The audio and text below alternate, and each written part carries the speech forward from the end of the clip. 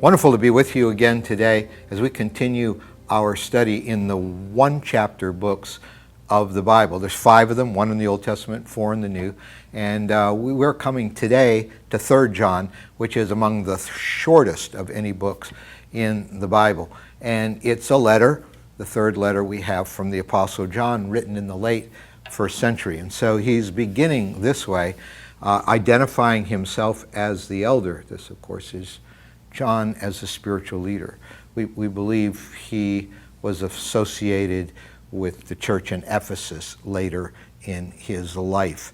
Most of the other apostles have been killed at this point in persecution. John's the only one we believe died a natural death, although he had a share of persecution.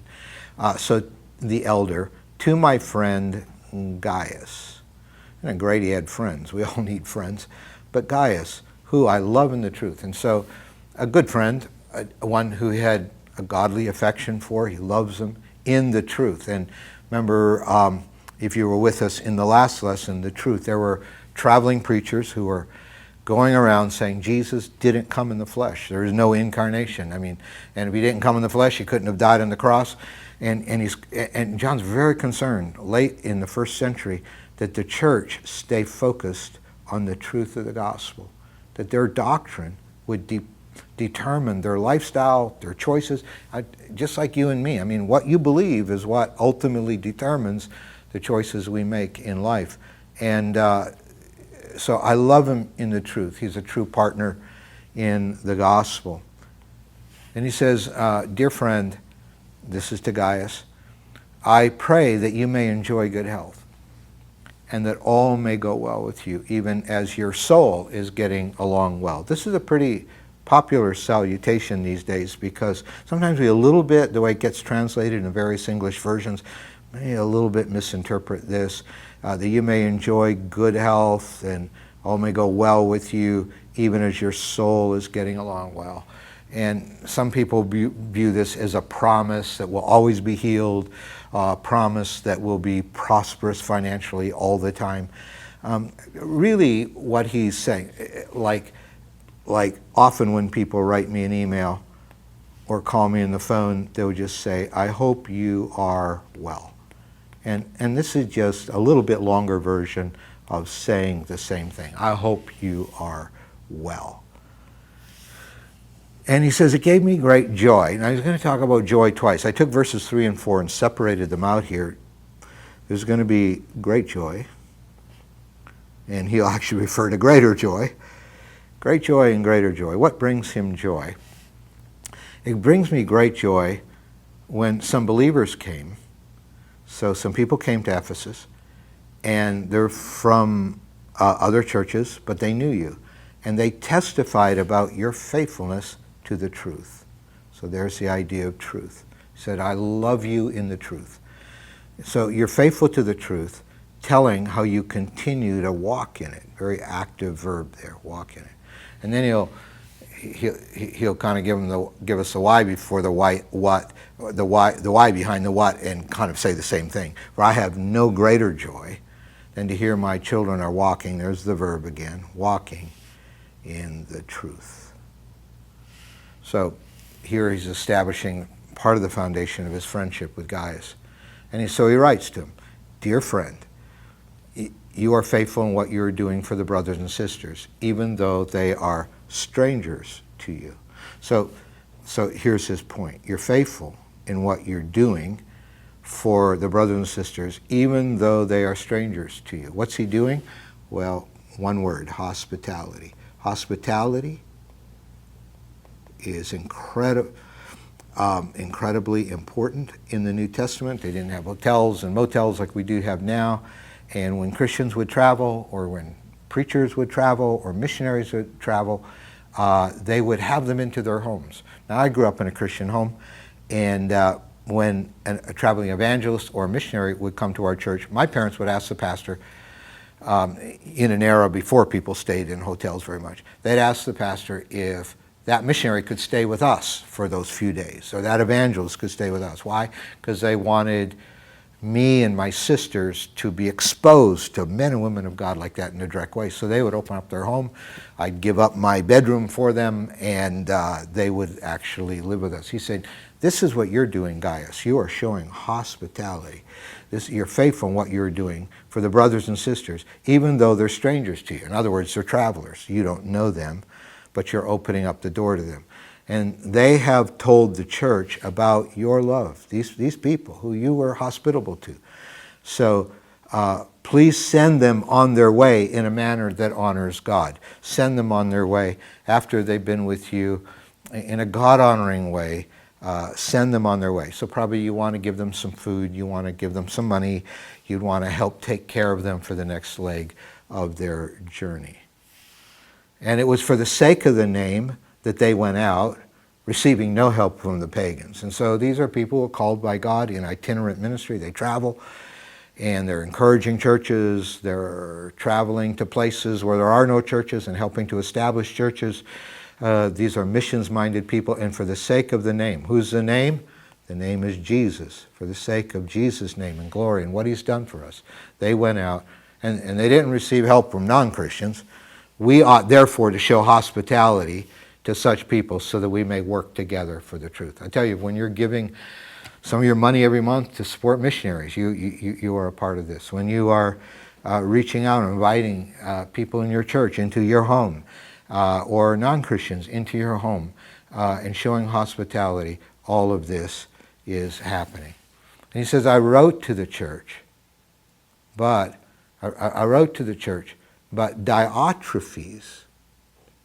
Diotrephes, who loves to be first, will not welcome us. Now, whenever I'm reading 3 John, I usually stop and just camp right here on that phrase. What a tragedy. Yet what a painful reality that in our churches we have people who love to be first. And somehow Gaius is associated with this congregation, and he writes to the church, but there is a leader there who loves to be first, and he will not welcome us. This idea of loving to be first, I mean, what is that inside of us? It just needs to be first. We need to always get our own way. Some of us are like this in our marriages. I got to always have the last word. Things have to be the way I want them to be. And then if you hold a leadership position, I mean, you just love that leadership position too much. When I have the privilege of speaking to spiritual leaders, I will say to them, you know, you always have to love your people more than you love your position. But Diotrephes loved his position more than he loved the welfare of people and the souls of people. So he loves to be first, and so he doesn't welcome anybody. And here's my homemade definition of humility. Humility is an accurate assessment of yourself without having to be the center of attention. That is not Diotrephes. He has to be the center of attention. His leadership becomes very controlling, and he starts describing that. So when I come, I will call attention to what that's Diotrephes, is doing. And then he lists. This guy, here's what happens when we're not humble.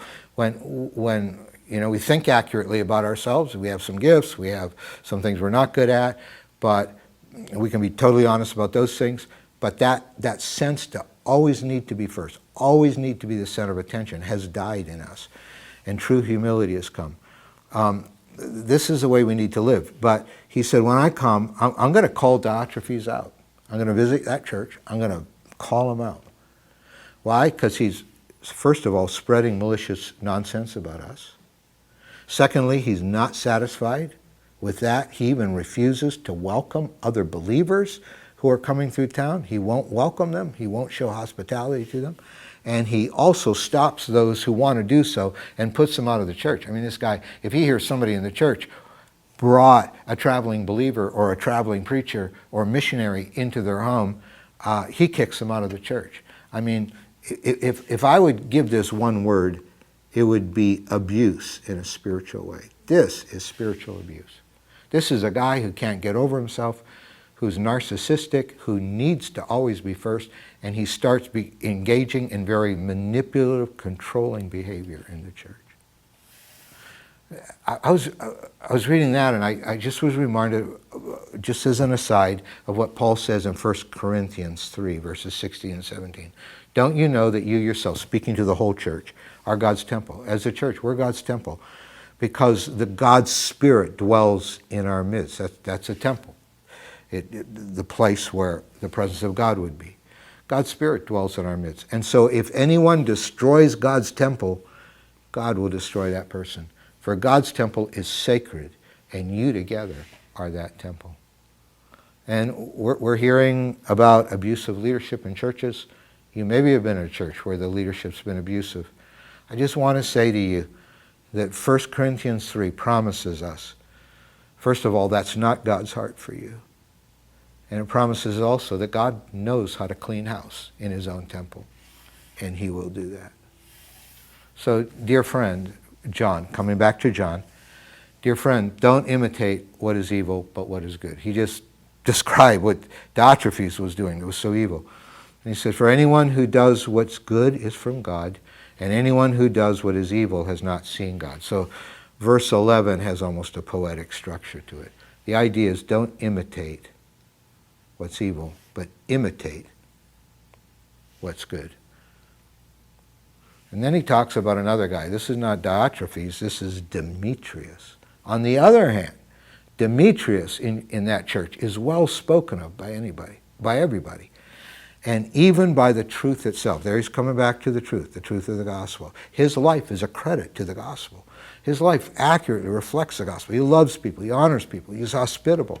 He doesn't manipulate people and abuse them. He doesn't need to be the center of attention all the time. He is a credit to the truth. So we also speak well of him. And you know that our testimony is true. So I must write to you, but I do not want to do so with pen and ink. I hope to see you soon, and we will talk face to face.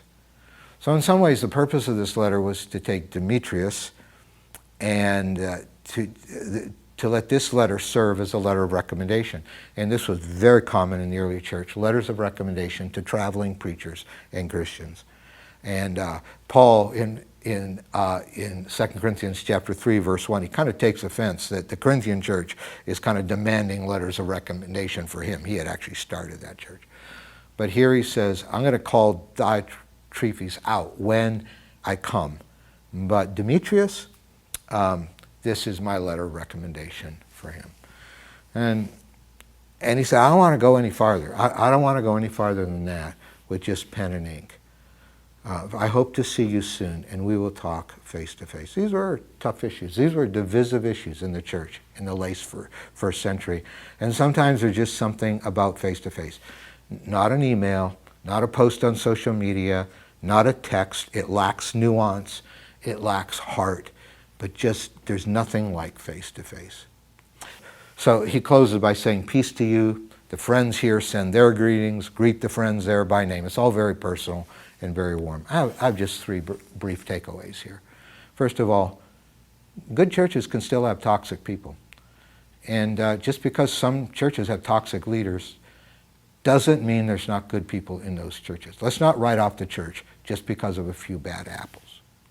Secondly, humility makes everything work better in human relationships. I want to tell you, every relationship you're controlling, you're probably choking the life out of it. But there's nothing like humility and honoring others and caring for others. And conflicts, like we saw at the end of the letter, really are generally best resolved face to face. Let's do that as much as possible. I hope you have takeaways from this as well. May God bless you as you continue to walk in the truth in a way that honors the truth, in a place of love with one another.